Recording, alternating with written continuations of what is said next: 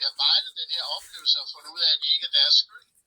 Og så synes jeg helt klart, at forældrene, som skal skilles, de skal gå i noget parterapi eller noget rådgivning, for at finde ud af, hvordan skal vores samliv nu være. Hvordan undgår vi at komme til at skilles og modarbejde hinanden. Okay.